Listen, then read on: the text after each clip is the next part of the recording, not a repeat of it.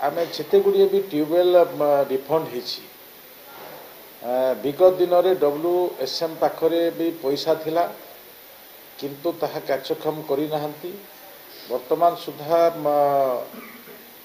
70 ରୁ 80% defund tubewell को सचल करने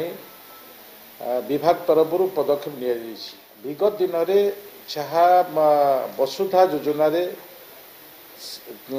सिंगल प्रोजेक्ट सोलार प्रोजेक्ट कौन सीटा भी डिफंक्ट होता भी कार्यक्षम करने संगे संगे आमर जो बाकिया पैसा थिला विगत दिन जो बाकिया पैसा थिला से बाकिया पैसा को भी